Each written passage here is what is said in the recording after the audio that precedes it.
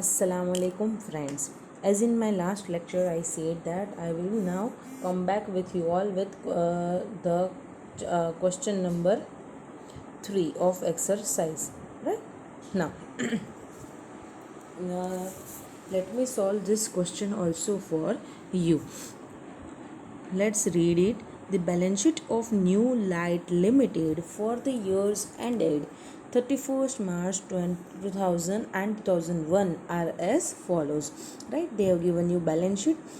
Equity share capital 12 lakhs, 16 lakhs, right? 10% preference shares. So let's start. पहले देखें आप equity share capital में अभी 12 लाख से 16 लाख हुआ है, मतलब कोई चेंजेस तो है ही. 10% प्रेफरेंस शेयर 4 लाख से 2,80,000 हुआ है, मतलब कि रिडम्पशन है यहाँ पे. फिर कैपिटल रिजर्व में भी चेंज है, जनरल रिजर्व में भी चेंज है. ओके. प्रॉफिट एंड लॉस पहले 240 था, अभी 3 है. ओके. 9% डिबेंचर्स 4 लाख से 2,80,000 हुआ है, मतलब यहाँ पे भी रिडम्पशन हुआ लगता है. करंट लायबिलिटीज़ में भी चेंज है. डिविडेंड पेएबल हमें दिया हुआ है.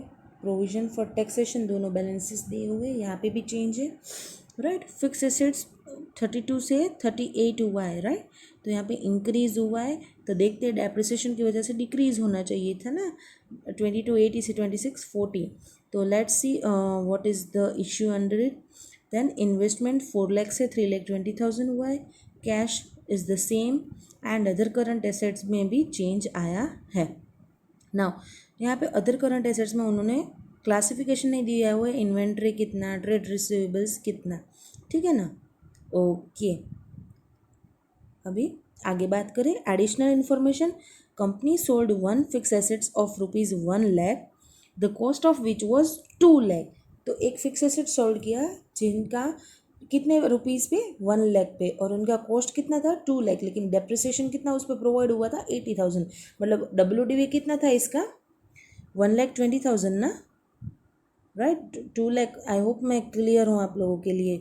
2 लाख माइनस 80,000 तो 1,20,000. तो 20,000 के लॉस पे ये सेल हुआ है. Now, company was decided to write off another fixed asset costing 56,000 on which depreciation amounting to 40,000 has been posted. मतलब WDV 16,000 का एसेट हमें राइट ऑफ करना है ना. Now depreciation on fix assets, तो हमें पहले दोनों एडजस्टमेंट फिक्स एसेट किए, तो फिक्स एसेट पे एक टिक लगा लेते हैं. Depreciation on fix assets provided was 3,60,000. इस साल का डेप्रिसिएशन 3,60,000 है, डायरेक्टली हमें दे दिया है, राइट. कहीं पे हमें परसेंटेज देते हैं, यहाँ पे डायरेक्टली उन्होंने अमाउंट ही दे दिए, तो हमारे लिए अच्छा है. Next. Company sold some investment at a profit of 40,000 which was credited to capital reserve. तो यहाँ पे इन्वेस्टमेंट का भी सेल हुआ है, लेकिन यहाँ पे देखें प्रॉफिट एंड लॉस में नहीं गया है, कैपिटल रिजर्व में गया है. तो लास्ट सम में भी मैंने आपको बोला ऑपरेटिंग एक्टिविटीज़ में जब आप एडजस्ट करेंगे तब इस प्रॉफिट को इंक्लूड नहीं करेंगे, ठीक है ना. हम एड लेस करते हैं profit on sale of investment, profit on sale of fix asset, ठीक है ना, वो हम लेस करते हैं. फिर एडबैक भी कर सकते हैं loss on sale of fix asset, लेकिन यहाँ पे ये प्रॉफिट कैपिटल रिजर्व में उन्होंने ट्रांसफ़र किया है, इसलिए इसको हम प्रॉफिट एंड लॉस में एडजस्ट नहीं करेंगे. ये पॉइंट आपको ध्यान रखना है. लास्ट सम में भी ये इश्यू था और थोड़ा सा स्टूडेंट्स में डिस्टर्बेंस आ गया था, क्योंकि जनरली हम करते हैं क्या है, प्रॉफिट एंड लॉस अकाउंट में ही प्रॉफिट या लॉस को ट्रांसफ़र करते हैं, फिक्स एसेट्स या कोई भी एसेट के सेल का, ठीक है ना. तो यहाँ पे थोड़ा सा डिफरेंट हो गया, उस वजह से थोड़ा कन्फ्यूजन आ गया, right. Now debentures and preferential capital R redeemed at 5% premium. मैंने आपको बोला ये रिडीम्ड हुआ है, तो ये दोनों तो फिनेंसिंग एक्टिविटी में आएगा, राइट. रिडम्पशन मतलब पेमेंट हुआ है. Now company decided to value inventory at cost whereas previously it was to value inventory at cost less 10%. Inventory according on 31st March 2010 was 2,16,000. Inventory is on 31st March 2001 was valued at 3 lakh. The company decided to value inventory at cost. ठीक है. अभी देखिए ये adjustment बहुत अच्छी है, इसका effect profit पे भी आएगा. क्यों मैम प्रॉफिट पे आएगा? इन्वेंट्री का वैल्यूएशन चेंज करे तो प्रॉफिट पे असर होगा ही. कैसे होगा मैं आपको समझाती हूँ. सी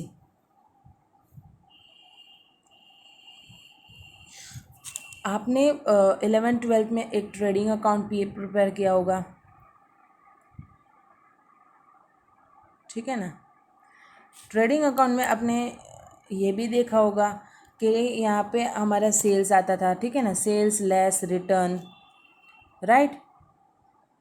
फिर और कोई वजह से गुड्स अपने एडवर्टाइजमेंट में दिए हो या फिर जल गए हो, ये सब एंट्री यहाँ पे आती थी, राइट। और फिर आप यहाँ पे लिखते थे क्लोजिंग स्टॉक, याद है आप सभी को। यहाँ पे लिखते थे आप ओपनिंग स्टॉक, कुछ याद आया, रिकॉल किया। फिर परचेज लेस रिटर्न,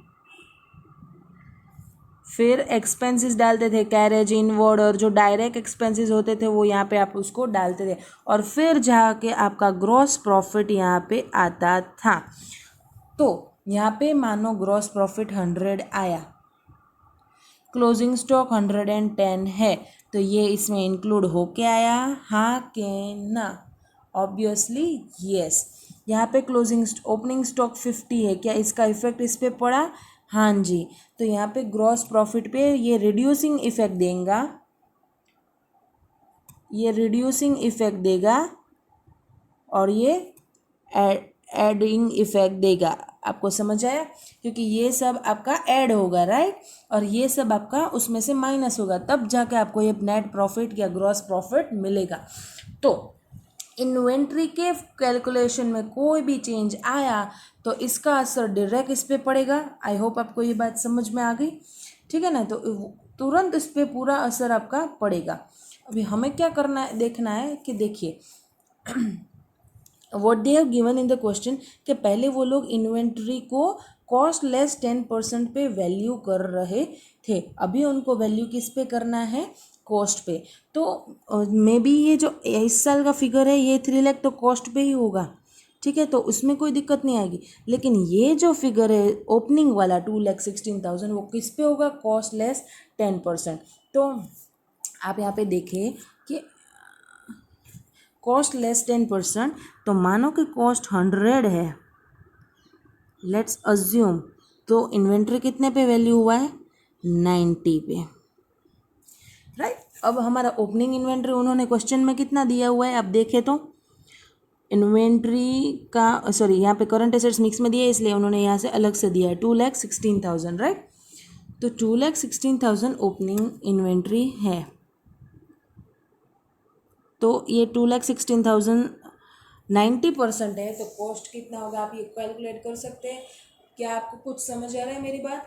कॉस्ट अगर मानो कि 100 है, तो इन्वेंट्री का वैल्यूएशन कितने पे हुआ है? कितने पे हुआ है? 100 लेस 10%,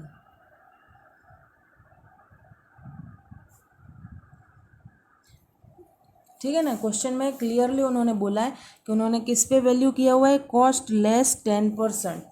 तो कॉस्ट अगर मानो हमारा 100 है, तो कॉस्ट लेस 10% कितना होगा? 100 का 10% 10, तो हमारा इन्वेंट्री कितने पे वैल्यू हुआ है? 90 पे। तो पहले का फिगर कितना हुआ था? 2,16,000 था, एक्चुअल में वो 90 होगा, राइट। तो कॉस्ट कितनी उसकी होगी? तो ये कैलकुलेशन आप जल्दी से कैलकुलेटर पे कीजिए।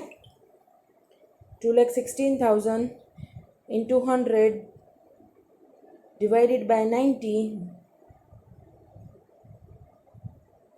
आंसर आएगा 2,40,000। तो इतना आपका कॉस्ट था इस इन्वेंट्री का, राइट। अभी कंपनी ने क्या डिसाइड किया कि आपको ये कॉस्ट पे इन्वेंट्री वैल्यू करना है। तो ओपनिंग इन्वेंट्री आपका 2,16,000 था, अभी आपको ये 2,40,000 पे वैल्यू करना है। मतलब कितना चेंज आया आप एक बार कैलकुलेट कीजिए। 240 माइनस 216, डिफरेंस कितना आ रहा है? 24,000। 24,000 से आपको आपका ओपनिंग इन्वेंट्री बढ़ाना है। तो क्या आपको मेरी बात एक समझ में आ रही है जो मैंने यहाँ पे बोली? सी, ये जो मेरा ट्रेडिंग अकाउंट है, ट्रेडिंग अकाउंट, यहाँ पे मेरा जो ओपनिंग इन्वेंट्री है वो था 2,16,000। अभी मेरे को इसमें 24,000 इंक्रीज़ करना है ताकि मेरा इन्वेंट्री में कॉस्ट पे दिखा सकूँ 2,40,000, ठीक है। अभी यहाँ पे ग्रॉस प्रॉफिट, मानो ये ग्रॉस प्रॉफिट 2 lakhs आया था, सभी फिगर्स को यहाँ पे डाल के, सेल, क्लोजिंग स्टॉक, ये सभी डाल के, यहाँ पे परचेज एक्सपेंस डाल के ये फिगर 2 लाख आया था। ठीक है, अभी मैं ये 2,16,000 से 2,40,000 करूँ तो यहाँ पे ये जो 24,000 इंक्रीज़ हुआ वो वहाँ पे डिक्रीज़ होगा, इतना ग्रॉस प्रॉफिट कम आएगा। मेरी बात आपको समझ आ रही है? अगर मैं 2,16 का फिगर लेके मेरा ग्रॉस प्रॉफिट, मैं 2,16 का फिगर लेती हूँ तो मेरा ग्रॉस प्रॉफिट 2 लाख आया। ठीक है, अभी मैं 2,16 से 2,40 कर दूँ, मतलब मेरा डेबिट साइड इंक्रीज हो रहा है। Can you understand? मेरा डेबिट साइड इंक्रीज हो रहा है। चलो एक एग्जांपल भी ले लेती हूँ आपको यहाँ पे। मानो परचेज 1 लाख है, ठीक है,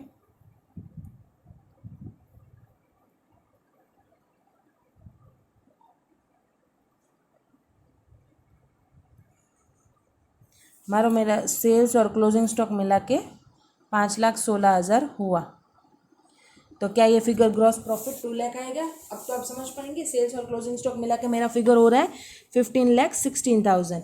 ठीक है, और मेरा ओपनिंग स्टॉक 2,16,000 था, परचेज 1 लाख था, इस सभी से मिला के मेरा प्रॉफिट आ रहा था 2 लाख रुपीज़, राइट?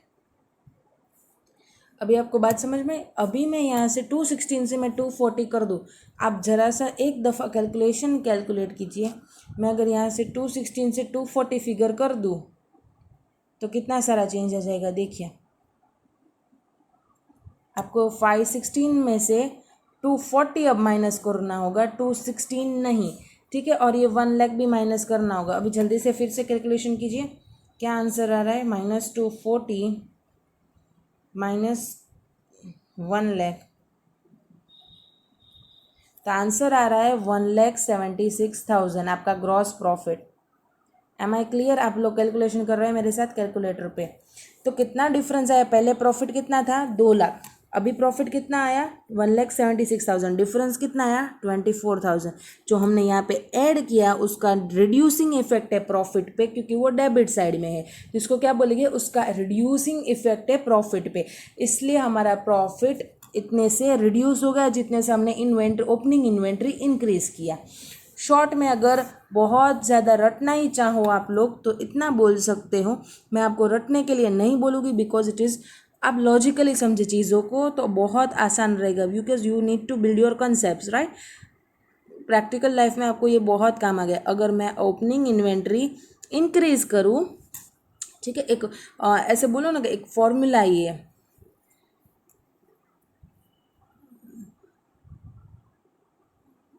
सी ओपनिंग इन्वेंट्री और प्रॉफिट का रिलेशन, इसको हम जनरली क्या बोलते हैं? Relationship of profit versus opening inventory, इसको हम रिलेशनशिप बोलते हैं, राइट? अगर ओपनिंग इन्वेंट्री इंक्रीज होवे तो प्रॉफिट डिक्रीज होवे, अगर ओपनिंग इन्वेंट्री डिक्रीज होवे तो प्रॉफिट इंक्रीज होवे। ये दो केसेस है अगर इन्वेंट्री में इंक्रीज या डिक्रीज हुआ। आपको बात समझ में आ गई? लॉजिकली मैंने आपको ये चीज़ समझाई। अगर अब आप मेरे ही एग्जांपल को कंटिन्यू करके क्लोजिंग इन्वेंट्री का भी इफेक्ट निकाल के रखना, ये आपका होमवर्क है। फिर भी आपको समझना आए तो मेरे से पूछ लीजिएगा। अभी मैं यहाँ पे इनका पूरा रिवर्स इफेक्ट ही आएगा, क्योंकि ये क्रेडिट साइड में, ये डेबिट था, ठीक है, इसलिए इसका रिड्यूसिंग इफेक्ट होता है प्रॉफिट पे। क्लोजिंग इन्वेंट्री क्रेडिट साइड होता है, उसका इंक्रीजिंग इफेक्ट होता है प्रॉफिट पे, ठीक है। तो अगर हम क्लोजिंग इन्वेंट्री बढ़ाएंगे तो प्रॉफिट बढ़ेगा, अगर हम क्लोजिंग इन्वेंट्री घटाएंगे प्रॉफिट घटेगा। तो ये रिलेशनशिप आप अच्छे से अपनी बुक्स में लिख लीजिए। ना समझ आए क्लोजिंग इन्वेंट्री का लगे तो एग्जाम्पल ड्रॉ करके कीजिए, जैसे मैंने आपको समझाया, फिर आपको शायद समझ में आ जाएगा। फिर भी आपको कोई प्रॉब्लम आ रहा है, you can always contact me, right? So this is a very important point, आप अपने बुक्स में भी मार्क कर लीजिए ये चीज़ को, ताकि आगे कोई अब दिक्कत ना रहे, ठीक है। तो ये हम थे कहाँ पे? Coming back to our question, तो ये इन्वेंट्री में इतना चेंज आया तो हम उसको प्रॉफिट में एडजस्ट करना पड़ेगा। पूरा क्वेश्चन पढ़ के समझ आ गया कि हमें नेट प्रॉफिट की अलग से इन्फॉर्मेशन नहीं दी हुई है, इसलिए बैलेंस शीट से प्रॉफिट लेके हमें एडजस्ट करना है। और तो और आपको ये भी समझ में अभी तक आ गया कि यहाँ पे हमें इनडायरेक्ट मेथड यूज़ करनी होगी, हमें डायरेक्टली रिसीट पेमेंट की कोई इंफॉर्मेशन दी नहीं हुई है, राइट। तो अगर मैं इनडायरेक्ट मेथड से सॉल्व करना चाहूँ तो अभी आपको परफॉर्मा हर चीज़ का तो याद रहना ही चाहिए, राइट, कि आप मेरे ऑपरेटिंग एक्टिविटी,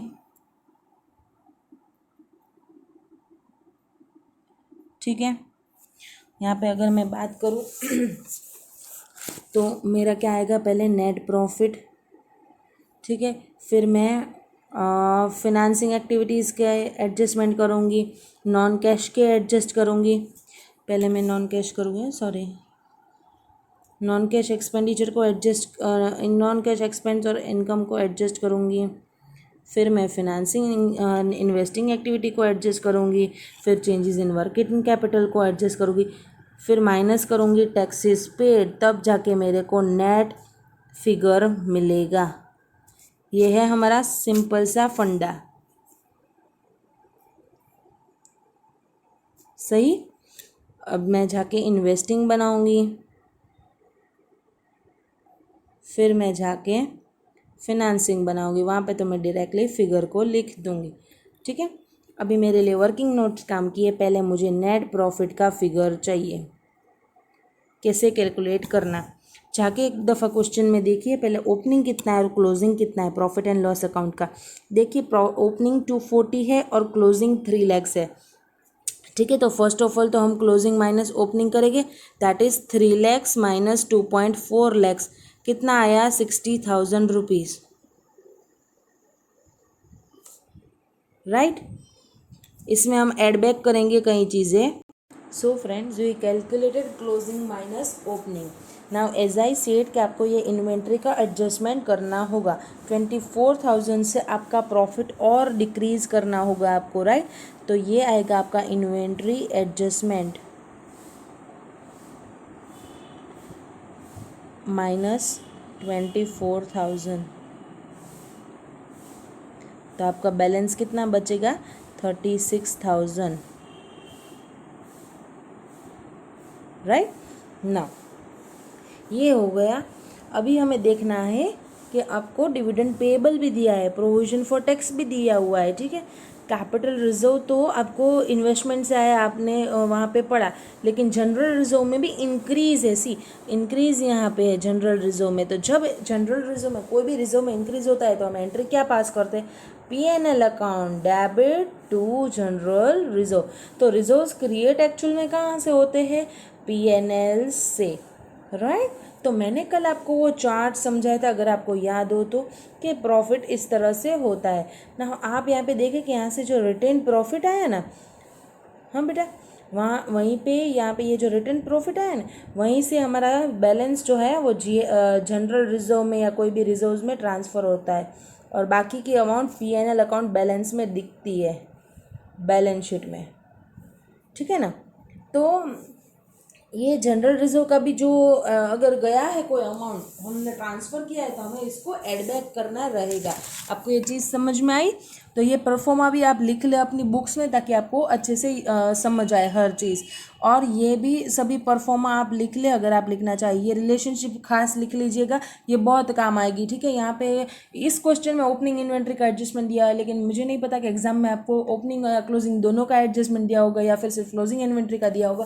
तो आपके लिए ये चीज़ समझने में अच्छे से आसान रहे, इसलिए मैंने आपको लिखवा दी कि अब इस तरह से आपको ट्रीटमेंट आगे देनी रहेगी, ठीक है। तो यहाँ पे मुझे को प्रॉफिट एंड लॉस में general reserve, dividend and provision for tax, तीनों का एडजस्टमेंट देखना होगा। कैपिटल रिजर्व तो इन्वेस्टमेंट के सेल का प्रॉफिट है, वहाँ से खड़ा हुआ है, तो उसकी मुझे कोई प्रॉब्लम नहीं है, वरना मेरे को वो भी देखना पड़ता। अभी जनरल रिजर्व में कितना इंक्रीज हुआ है, 6 लाख से 7,60,000, तो 1.6 लाख कहाँ से आया होगा, प्रॉफिट से, ठीक है। तो मेरे को ये प्रॉफिट एंड लॉस अकाउंट में ये भी एडजस्ट करना है, राइट। तो मैं पहले ऐड बैक कर देती हूँ, ट्रांसफ़र टू जनरल रिजर्व, ठीक है।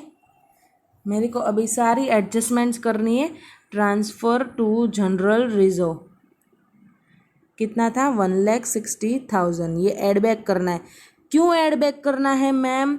तो पीएनएल अकाउंट में जब आप प्रिपेयर करते हैं तब यहाँ पे आप लिखते हैं टू जनरल रिजर्व 1,00,000, फिर आपका नेट प्रॉफिट आता है। तो पीएनएल उस वक्त डेबिट हुआ था, राइट, उतने से रिड्यूस हुआ था। तो अभी मेरे को उतना प्रॉफिट बढ़ाना है, इसलिए मेरे को इंक्रीज करना होगा। I hope now you are clear with this, right. तो ये जनरल रिजर्व का हुआ। फिर मैंने आपको डिविडेंड का भी एडजस्टमेंट बोला था लास्ट में। हमने नेक्स्ट क्वेश्चन में हमने पीएनएल का भी अकाउंट डिविडेंड और प्रोविजन फॉर टैक्स का भी बनाया था। क्यों? क्योंकि प्रोविजन फॉर टैक्स भी इनऑल तो यहीं से आते हैं, ठीक है ना, नेट प्रॉफिट से ही हम उसको प्रोवाइड करते हैं। तो चलो हम वो देख लेते हैं। अगर आप प्रोविजन फॉर टैक्सेशन ओपन करीजिए अकाउंट, प्रोविजन फॉर टैक्स, ये अकाउंट आप ओपन करें, provision for tax credit balance होगा। ये आपका प्रोविजन है, ये आपका लायबिलिटी है। तो आप अब एक दफ़ा देखिए क्या है आपका। ओपनिंग है 360, क्लोजिंग है 340। ओपनिंग क्रेडिट बैलेंस है इसलिए यहाँ पे आएगा brought forward 360 and closing 340, right. Now अभी देखिए, अगर आप पीएनएल से प्रोविजन प्रोवाइड करेंगे तो एंट्री क्या पास होगी? PNL debit to provision for tax, ठीक है। तो इस साल का टैक्स लायबिलिटी कितना है ये आपको जानना होगा। कहीं पे क्या एडजस्टमेंट में दिया हुआ है? लास्ट सम में हमें एडजस्टमेंट दिया था। अब देखिए तो कहीं पे दिया हुआ है,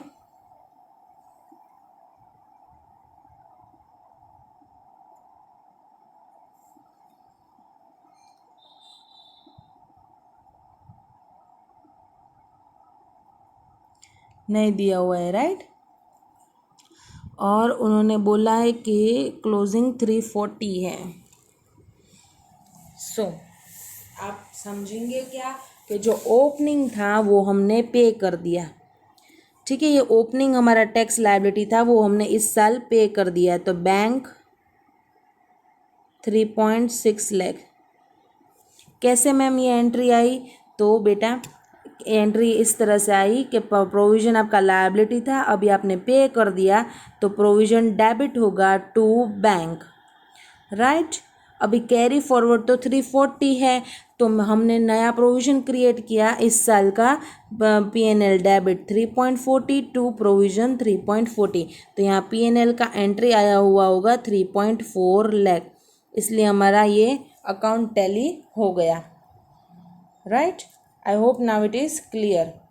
जो ओपनिंग लायबिलिटी होता है वो हमेशा इस साल पे हो जाता है, तो उसकी तो कोई दिक्कत हमारे लिए रहेगी नहीं, राइट।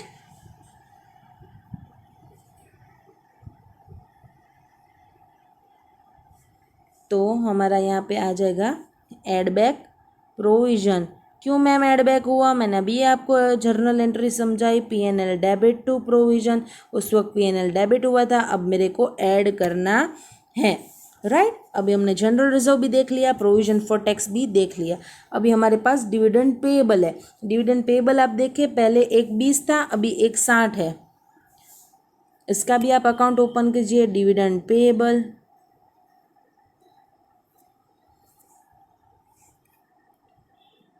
तो डिविडेंड पेएबल मतलब ये आपका लायबिलिटी है, प्रोविज़न आपने क्रिएट किया हुआ है। पहले कितना था? 120, तो क्रेडिट बैलेंस आपका होगा 120, क्लोजिंग कितना है? 160, राइट। अभी जो ओपनिंग लायबिलिटी थी वो आपने पे की हुई होगी बैंक से, ठीक है, और ये पीएनएल में प्रोवाइड किया हुआ होगा आपको। वैसे ही जहाँ जैसे सेम प्रोविजन ऑफ टैक्स था ऐसे ही कि PNL debit to dividend payable, right. और आपने पेमेंट किया तो dividend payable debit to bank,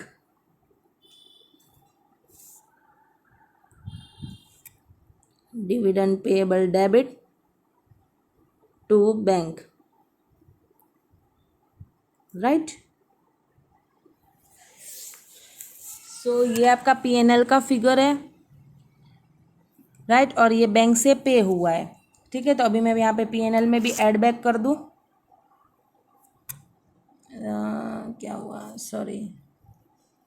ठीक है, यहाँ पे डिविडेंड कितना था, 1,60,000। सभी का टोटल आप लगाइए और मेरे को आंसर कीजिए, कैलकुलेट कीजिए फास्ट। कितना आ रहा है, हाँ 6,96,000। तो ये आपका नेट प्रॉफिट बिफोर टैक्स आ गया। आई hope it is very clear. यही मेन है, बाकी सब फिर आगे आसान है। तो पहले मैं ऑपरेटिंग में जाके नेट प्रॉफिट 6,96,000 लिख लेती हूँ। राइट बच्चों, एंड आगे मैं आपको ये भी बता दूं कि हमने ये प्रोविज़न फॉर टैक्स बैंक से पे किया और ये डिविडेंड बैंक से पे किया, दोनों का मैं साथ में दे देती हूँ। डिविडेंड पे किया मतलब फिनेंसिंग एक्टिविटी होगा, ठीक है। तो डिविडेंड पेड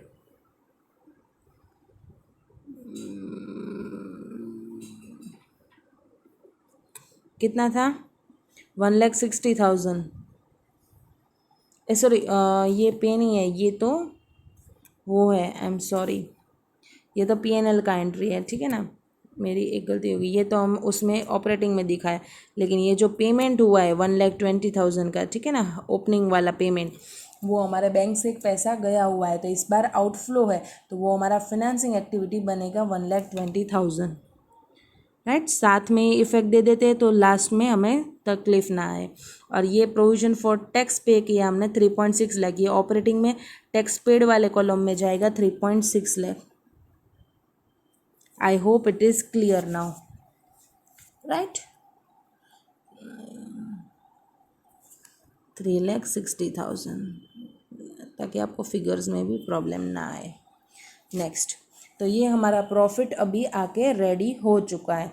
नाउ अभी मेरे को उसमें नॉन कैश एक्सपेंडिचर एडजस्ट करना होगा। तो नॉन कैश एक्सपेंडिचर में कौन से आइटम आएंगे, डेप्रिसिएशन है, ठीक है, loss on cell, profit on cell, ये सभी आइटम्स आएंगे, ठीक है। पहले हम देख लेते हैं डेप्रिसिएशन वाला है। डेप्रिसिएशन उन्होंने डायरेक्टली हमें 3,60,000 बोल दिया है, तो मेरे लिए तो वो आसान हो गया, राइट। यहाँ पे मैं पूरे नॉन कैश एक्सपेंडिचर को एडजस्ट करूँगी, तो यहाँ पे मैं लिखूँगी नॉन कैश आइटम्स, उसमें पहली डेप्रिसिएशन, ठीक है, 3,60,000। अभी हमने फिक्स एसेट सेल किया हुआ है ना, तो उसका भी लॉस और सेल, हमें profit and loss on cell देखना होगा। चलो देख लेते हैं। यहाँ पे पहला फिक्स एसेट हमने 1,20,000 का 1 लाख में सेल ऑफ किया, तो लॉस है हमारा। इसके लिए हम इसका अकाउंट भी प्रिपेयर करते हैं पहले, फिर हम यहाँ पे लिखते हैं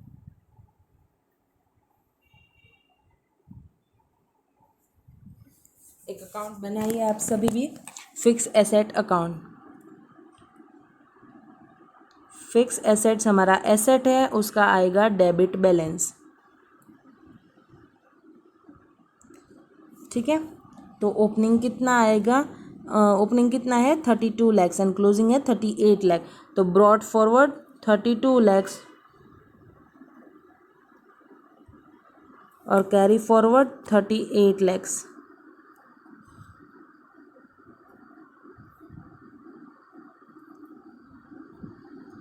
राइट। नाउ आपको सॉरी, हमें WDV से करना था, ये मेरी गलती रह गई, मैंने कॉस्ट ले लिया है। एक सेकेंड बेटा, just second. 2280 and 2640, 2280 and 2640, 2280 and 2640,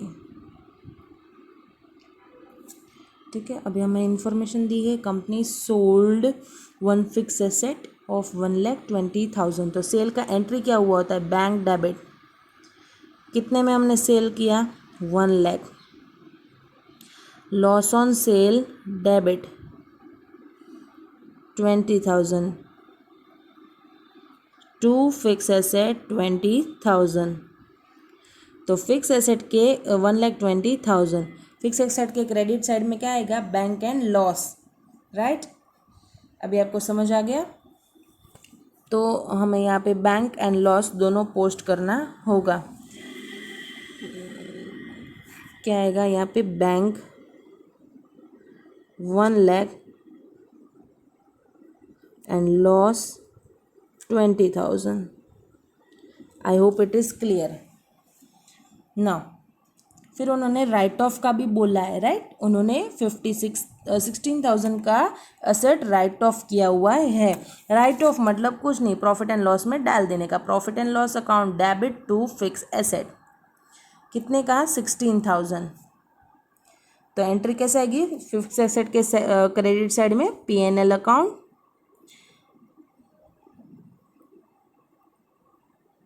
bye P&L account 16,000,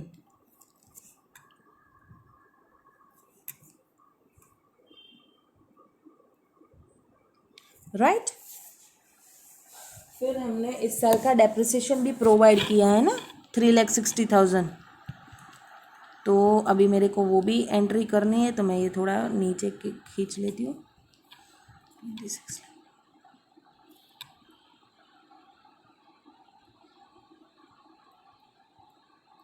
depreciation की एंट्री क्या होती है?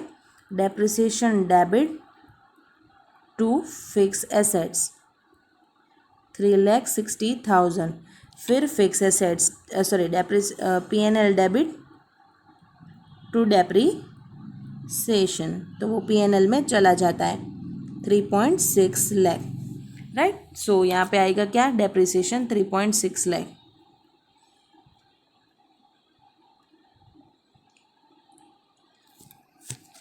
सभी एंट्रीज मेरे हिसाब से अभी हमने पास कर दिए। अभी आप जल्दी से ये टोटल मार दीजिए। सो 1,00,000 plus 20,000 plus 16,000 plus 3,60,000 plus 26,40,000 31,36,000 minus 22,80,000 8,56,000 से आपका परचेज है यहाँ पे। तो पर यहाँ पे आएगा क्या? अगर आपने परचेज किया होगा तो आपका एंट्री क्या आएगा? Fix asset account debit to bank. तो ये जो 8,56,000 है वो टू बैंक वहाँ पे आएगा, ठीक है। वो एंट्री यहाँ पे पास हुई है। तो इतने का हमारा परचेज भी है। सी राइट ऑफ में हमारा कैश बाहर नहीं गया होगा, लेकिन यहाँ पे हमारा कैश आया होगा, ठीक है। राइट ऑफ में पैसे हमें नहीं मिलते, लेकिन यहाँ पे हमने बेचा उसके 1,00,000 आए और ख़रीदा उसके 856 गए। ये पहले हम इन्वेस्टिंग में इफेक्ट दे देते हैं। तो इन्वेस्टिंग में जाके परचेज फिक्स एसेट का आपको परचेज लिखना है, सॉरी याला फिक्स एसेट परचेज मतलब आउटफ्लो 8,56,000, सेल 1,00,000, ठीक है। और जो लॉस ऑन सेल है कितना था? 20,000। वो हमें प्रॉफिट में यहाँ पे एडजस्ट करना है। लॉस ऑन सेल वो माइनस हुआ होगा, तो अभी मेरे को ऐड बैक करना होगा।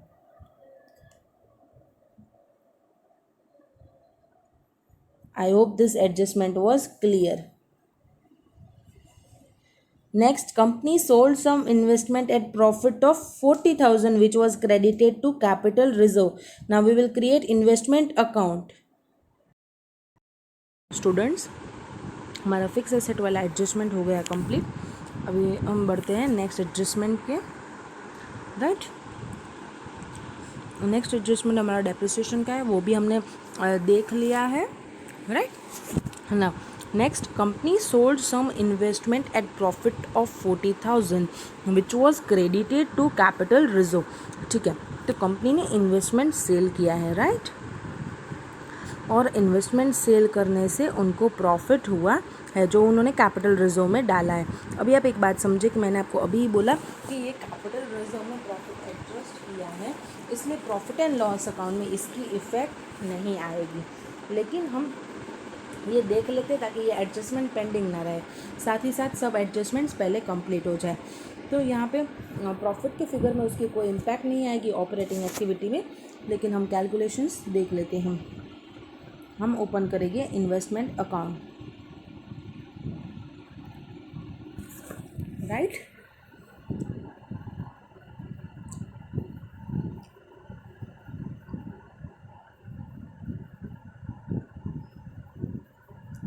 इन्वेस्टमेंट हमारा एसेट है, उसका होगा बैलेंस डेबिट, तो brought forward, carry forward,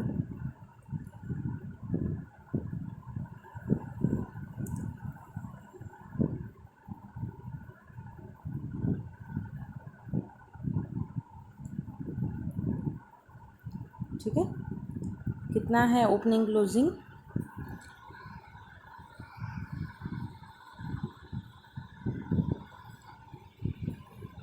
4,03,20,000, right. सो 4 lakh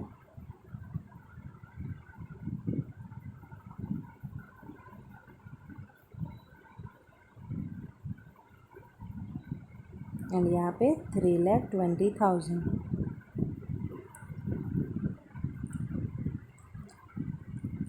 राइट ना। हमने प्रॉफिट हमें दिया हुआ है 40,000, कितने की इन्वेस्टमेंट कितने पे बेची ये नहीं बोला है, ना ही कॉस्ट बोला है। सी हमेशा बोलते हैं sale price minus cost equals to profit, right.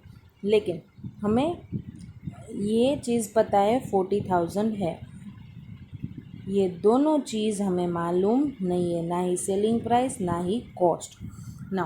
पहले हम एंट्री करते हैं सेल की। बैंक में पैसा रिसीव हुआ होगा तो बैंक अकाउंट डेबिट होगा,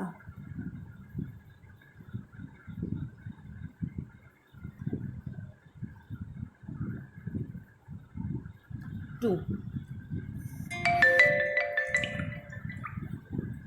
investment account, to profit on sale of investment,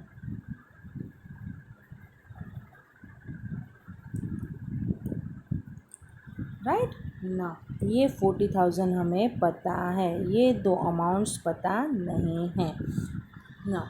investment में हम क्रेडिट साइड में जाके लिखेंगे बैंक एंड यहाँ पे लिखेंगे profit on sale debit side, right. See investment account credit हुआ है जहाँ पे बैंक डेबिट हुआ था, ठीक है। तो क्रेडिट साइड में जाके हम लिखेंगे इतनी अमाउंट से bank and profit and sale debit side पे हम लिखेंगे ना। ये जो प्रॉफिट एंड सेल है वो प्रॉफिट एंड लॉस में नहीं गया, तो कहाँ पे गया है, कैपिटल रिजर्व में। तो आप यहाँ पे profit and sale debit to capital reserve ऐसा भी एंट्री कर सकते हैं,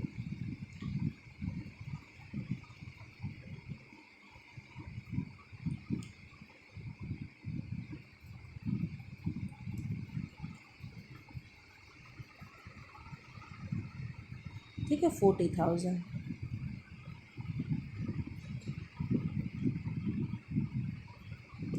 ना, ये बात हमें समझ में आ गई। तो यहाँ पे मैं प्रॉफिट 40,000 रख देती हूँ, राइट।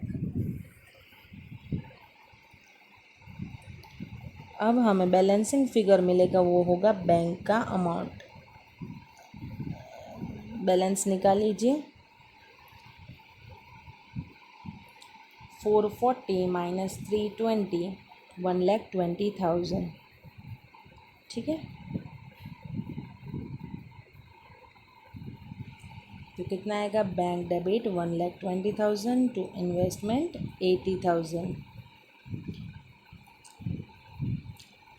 सी इन्वेस्टमेंट अकाउंट में क्रेडिट साइड में हम जाके बैंक का लिखेंगे, ठीक है, ऑपोजिट अकाउंट। लेकिन बैंक का जब हम 1,20,000 लिखेंगे तो आप सोचो कि इन्वेस्टमेंट में तो इन्वेस्टमेंट थे ही 80,000 के, तो एक 20 आए, मतलब ऐसा ओवर सेल ऑफ इन्वेस्टमेंट हो जाएगा।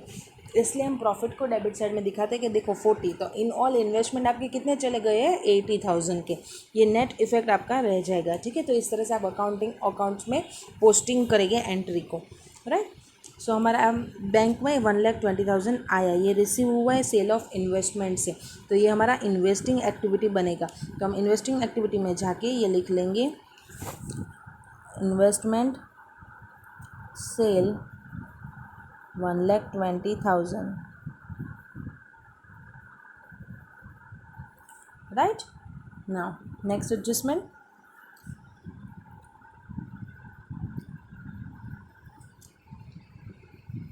Debentures and preferential capital redeemed at 5% premium, right. तो 5% प्रीमियम पे ये रिडीम हुए हैं। नाउ लेट्स सी,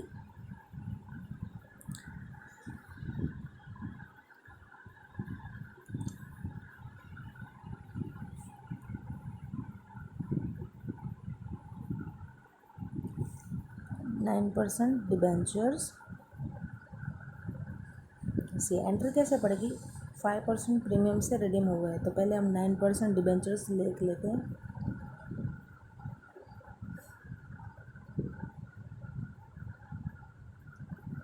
लायबिलिटी थी तो क्रेडिट बैलेंस होगा, तो ब्रॉट फॉरवर्ड यहाँ आएगा, कैरी फॉरवर्ड यहाँ आएगा।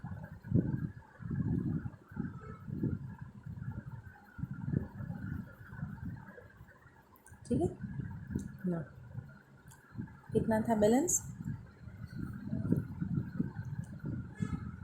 4,02,80,000,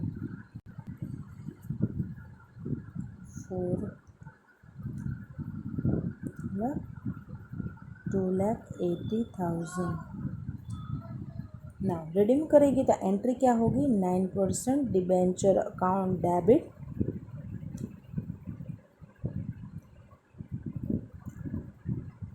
premium on redemption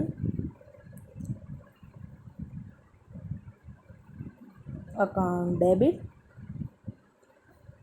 to debenture holders.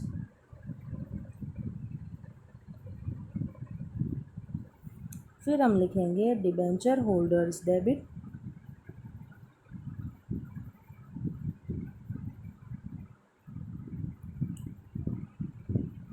To bank, right. Now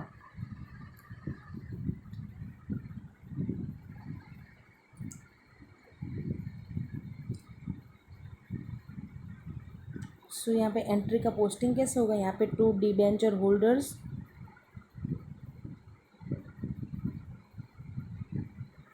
bye premium on redemption,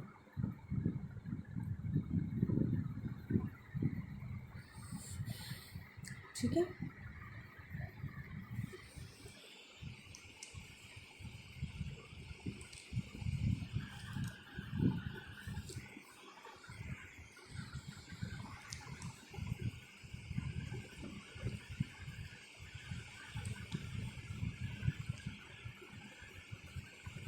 now अभी हमें अमाउंट्स ले लेनी है, जस्ट अ सेकेंड। इस तरह से हमारा पोस्टिंग होगा, लेकिन यहाँ पे आप एक बात समझे कि ये जो 4 लाख है एंड 2,80,000 है, ये मेन फेस वैल्यू का ही अमाउंट है, सही। ठीक है, तो इसका जो डिफरेंस आ रहा है उतना डिबेंचर्स हमारा रिडीम हुआ होगा, कितना डिफरेंस है, 1,20,000, राइट। तो उतना हमारे फेस वैल्यू का डिबेंचर्स रिडीम हुआ होगा, राइट। तो ये जो है हमारा 9% डिबेंचर्स, ये डेबिट होगा 1,20,000, उस पर 5% लगाना है 6,000, 1,20,000 का 5%, क्योंकि 5% प्रीमियम पे वो जा रहा है, रिडीम हो रहा है, right. And to debenture holders 1,26,000, debenture holders 1,26,000, to bank 1,26,000, right. Now ये आपका जो आउटफ्लो आया, ठीक है, ये आपका फिनेंसिंग एक्टिविटी होगा, राइट। एंड ये जो प्रीमियम ऑन रिडम्पशन है, ये प्रॉफिट एंड लॉस में डेबिट साइड में गया होगा। एक्चुअल में यहाँ पे कोई आउटफ्लो नहीं है, तो ये नॉन कैश एक्सपेंडिचर होगा, ये आपको स्टार मार्क करना है, ये ध्यान रखना है। ये आपका नॉन कैश एक्सपेंडिचर होगा, इसलिए आपके नेट प्रॉफिट में वो जाके एडजस्ट होगा। सो आप देखिए यहाँ पे आ जाएगा 126 एंड 6, ठीक है। इनऑल ये भी फेस वैल्यू है, ये भी फेस वैल्यू है, तो डिफरेंस जो है वो इतने फेस वैल्यू के डिबेंचर्स हमारे आउट हुए थे, राइट। तो इस तरह से हमारा अकाउंट टैली हो जाएगा। आप ये अकाउंट भी टैली कर सकते हैं एंड ये इस तरह से हमारी एंट्री पोस्ट होगी। नाउ हम अभी सॉरी एक सेकेंड, मेरे को यहीं पे रहना था। मेरे को जाके फिनेंसिंग में आउटफ्लो बताना है 1,26,000, राइट। तो मैं यहाँ पे लिखूँगी डिबेंचर रिडम्पशन आउटफ्लो है 1,26,000। डिविडेंड पेड भी मेरा आउटफ्लो था 1,20,000। एंड फिर मैं चाहूँगी ऑपरेटिंग एक्टिविटीज़ में, वहाँ पे मैं नॉन कैश में premium on redemption of debentures 6,000 add back करूँगी। I hope it is clear. Now इसी तरह मेरे को प्रेफरेंस शेयर का रिडम्पशन देखना है।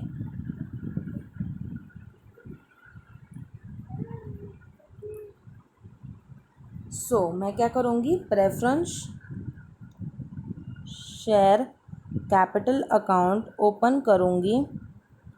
इसमें मेरा क्रेडिट साइड में ब्रॉट फॉरवर्ड, डेबिट साइड में कैरी फॉरवर्ड मेरा कैपिटल है, क्रेडिट साइड क्रेडिट बैलेंस आएगा। ओपनिंग क्लोजिंग देख लेते हैं।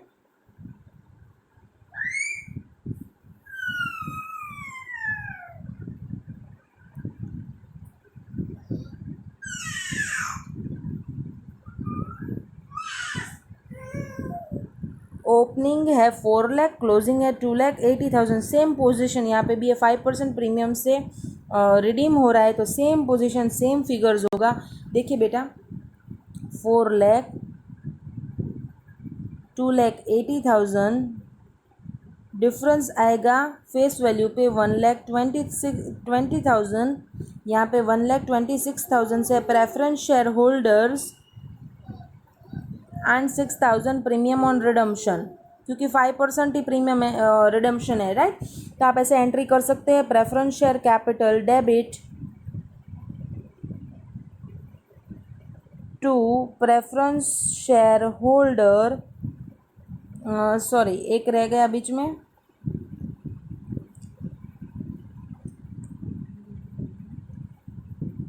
Premium on redemption debit to preference share holders 120, 6,000, 5% premium है इसलिए, and 1,26,000 same position, right. And preference share holders debit to bank, तो ये आपका फिनेंसिंग एक्टिविटी का आउटफ्लो बन जाएगा 1,26,000। Going to financing activity, preference share redemption 1,26,000। अगर ये प्रीमियम ऑन रिडम्पशन PNL में डेबिट हुआ होगा तो वहाँ पे नॉन कैश एक्सपेंडिचर में मेरे को एडजस्ट करना होगा redemption on of preference share, premium on redemption of preference share,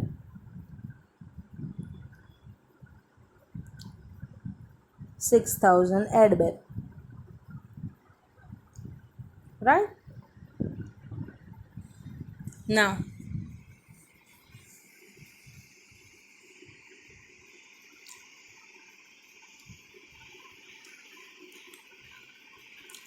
company decided to value inventory, तो उसका तो हमने एडजस्टमेंट कर दिया है, right.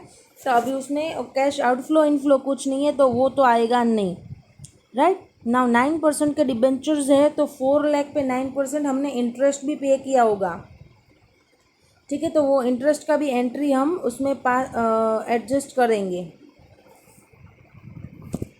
Now if you see here,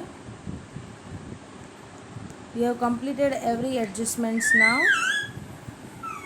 Hey beta, now friends we have completed all the adjustments, right. Now we will proceed to the balance sheet. We have given the adjustment of equity share capital, नहीं वो बाकी रहा है, right. तो ठीक है, 12 पहले 12 था, अभी 16 है, मतलब कि इश्यू हुआ रहेगा 4 लैक्स का, राइट। तो इनफ्लो है, फिनेंसिंग एक्टिविटी में अपन ये इफ़ेक्ट दे देते हैं, issue of share capital, pen कहाँ गए, हाँ ये रे, issue of share capital 4 lakhs, right. ये इनफ्लो होगा, क्या होगा, बैंक डेबिट होगा आपका, और शेयर कैपिटल क्रेडिट हुआ रहेगा, ठीक है, इसलिए शेयर कैपिटल में इंक्रीज हुआ है, राइट। आपको एक मतलब जस्ट अ सेकेंड,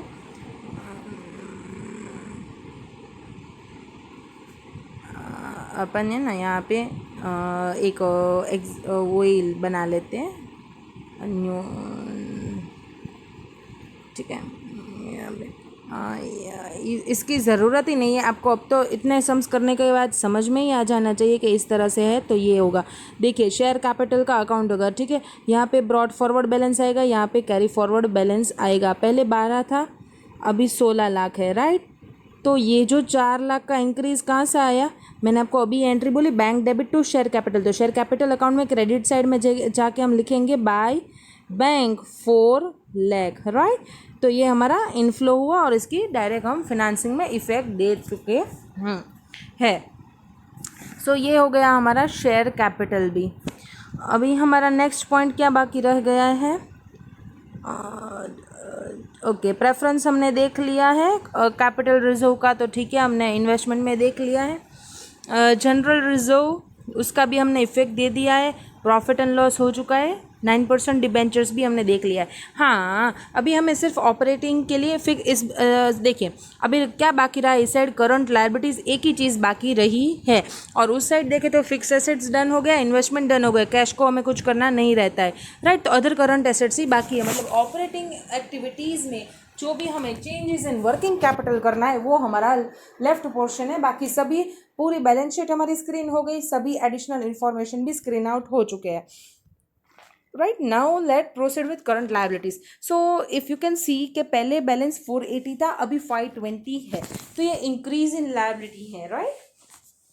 लायबिलिटी में इंक्रीज हुआ मतलब कि इनफ्लो है, तो कितने का इनफ्लो है आप कैलकुलेट कर ले, 20 20 40, ठीक है, 40,000 का इनफ्लो है, तो आप यहाँ पे लिख ले जाके ऑपरेटिंग एक्टिविटी में, right, changes in working capital,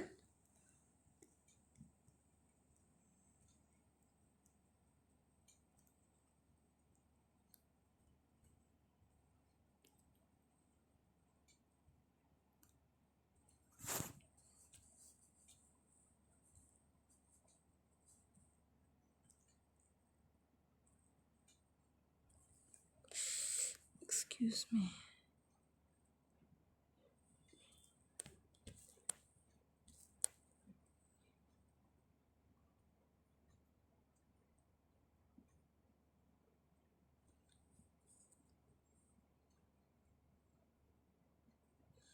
right. Now changes in working capital,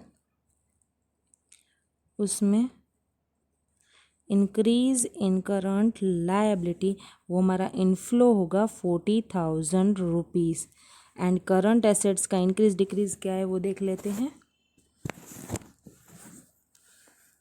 हाँ जी, करंट एसेट्स पहले 1110 थे, अभी 1310 है, सो यहाँ पे भी इंक्रीज है 2 लाख रुपीज़ का, राइट।